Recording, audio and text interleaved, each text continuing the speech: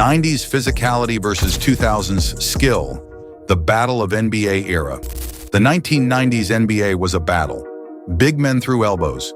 Guards fought through walls of defense. Every shot meant contact. But in the 2000s, the game changed. Crossovers, step-backs, and three-pointers took over. Speed and skill became the new power. So here's the big question. Which era was better? Was it the physical fight of the 90s or the skill and style of the 2000s? This is the story of two very different basketball eras, and it might just change how you see the game forever. The 1990s, grit, grind, and guts. The 1990s were all about toughness. Players played through pain, defense ruled the court, and scoring wasn't easy. This was the time of Michael Jordan, Karl Malone, Patrick Ewing, and Charles Barkley. These weren't just stars, they were warriors. Clips of Jordan being double-teamed, Ewing battling in the paint, Barkley pushing through defenders. In the 90s, you had to earn every point. Hand-checking was legal. That means defenders could put their hands on you while guarding. Imagine trying to dribble with a grown man's arm across your chest. If you drove into the lane, you weren't just getting blocked, you were getting hit. Hard.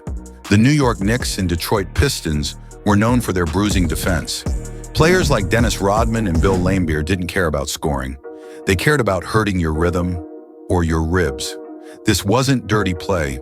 It was just the way basketball was. Games were low scoring. Sometimes teams didn't even reach 90 points. But fans loved it. Every point felt like a war won. Fouls were part of the strategy. Sending a message with a hard hit was normal. There were no easy layups, only earned buckets and bruises. Even all-stars feared the paint when guys like Shaq or Mourning were waiting. You had to be mentally tough too. Trash talk was loud and tempers ran high. Coaches built their teams around defense first and offense second. It wasn't just a game, it was survival on the hardwood every single night. The 2000s, the rise of skill and speed. Then came the 2000s, and the game started to shift. The NBA made big rule changes. In 2004, the league banned hand-checking on the perimeter. That meant defenders couldn't hold or guide offensive players with their hands anymore. Suddenly, guards had more freedom. They could use speed and dribble moves to break free. Players like Allen Iverson, Kobe Bryant, Steve Nash, and Tracy McGrady took over. It was like the court opened up. Big men weren't just standing under the basket anymore. They were shooting jumpers and stretching the floor. Offenses became faster, smoother, and more creative, using spacing and ball movement to confuse defenses. Highlight plays weren't just dunks. They were no-look passes, step-back threes, and ankle-breaking crossovers. Visuals: Allen Iverson's crossover on Jordan, Nash running pick and rolls, Kobe fading over defenders. Big men also evolved. They started shooting threes and spreading the floor. Think of Dirk Nowitzki, a 7-footer who shot like a guard. The game got faster. Teams pushed the ball up the court. They passed more. They shot more from outside. Coaches used new strategies too. Ball movement became key. The three-point shot became a weapon. Offense wasn't just about size anymore. It was about skill. Games started seeing scores in the 100s again. It was exciting, fast-paced, and fun to watch. Physical versus skill. Who wins the battle? So who really had the edge? Let's start with the 90s, where physical strength wasn't just an advantage, it was a requirement. Defense in that era was brutally tough. Players didn't just guard you, they hit you, leaned on you, and made you feel every possession. Contact happened on nearly every play, and most of it was legal under the rules at the time. Hand-checking allowed defenders to guide offensive players with their arms, making it incredibly hard to create space. Post-play was dominant, with big men like Shaq and Ewing controlling the paint and punishing anyone who came near. It was common to see elbows fly, bodies hit the floor, and tempers flare. Fights and scuffles? That was just another Tuesday night in the NBA. If you weren't built strong, mentally and physically, you didn't last long. Skinny players often got pushed around or taken out of their game. Surviving in the 90s meant being ready to battle every single night. It was a league for warriors, not finesse. Skill and technique, 2000s. Now let's move to the 2000s, where skill and technique took center stage. Players had better ball handling, smoother moves, and sharper shooting, especially from three-point range. Teams focused more on efficiency, using smarter plays and quicker decisions to score.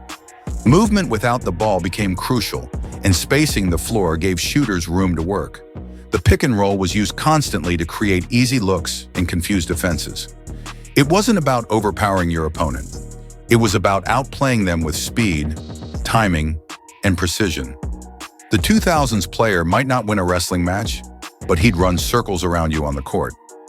The analytics side modern stats say that shooting efficiency went way up in the 2000s. That means more points with fewer shots. Teams took fewer mid-range shots and more three-pointers. They also passed more and turned the ball over less. Even big men started handling the ball and shooting from deep. Think Chris Bosh, Kevin Garnett, and later Pau Gasol. But here's the twist. These changes weren't random. They were responses to the heavy defense of the 90s. Coaches had to find ways around the bruising blocks. So in a way, the 2000s skill was born from 90s physicality. What fans think. Let's hear from the fans, because this debate never ends. Some say today's players are soft, that they wouldn't last a minute in the 90s. Insert fan quote, LeBron wouldn't survive a Pistons clothesline. Others argue that the 90s players wouldn't survive in today's game either. Insert fan quote, Rodman couldn't guard Steph or KD in space. They'd leave him behind. And then there are fans who say you can't compare. Different rules, different styles, different training. It's like asking if a lion could survive in the ocean. Both are kings, but of different jungles. What about today's NBA? Today's NBA combines the best of both worlds. You still need size and strength. Just look at Giannis Antetokounmpo or LeBron James. But you also need skill, speed, and a good three-point shot. Even centers today can shoot and pass. Nikola Jokic might be the best passing big man ever. The game has changed, yes, but it hasn't gotten worse. It's just different. Players train harder. They watch more film. They focus on diets, recovery, and shooting mechanics. And most importantly, they respect the past. Many players today grew up watching Jordan, Shaq, and Iverson. So who wins the battle? 90s physicality or 2000s skill? The truth is, both eras gave us greatness. The 90s gave us toughness, defense, and willpower. The 2000s gave us creativity, movement, and precision. Basketball didn't stay the same, and that's a good thing. Evolution is what makes the NBA so special. What do you think? Would a 90s team outmuscle the 2000s stars? Or would the 2000s shooters run them off the court? Drop your thoughts in the comments. We want to hear from you. And if you enjoyed this battle of eras, don't forget to like this video, subscribe to our channel, and hit the bell icon so you don't miss our next basketball debate. Thanks for watching, and remember, whether you love grit or grace, power or precision, basketball has a place for every kind of fan.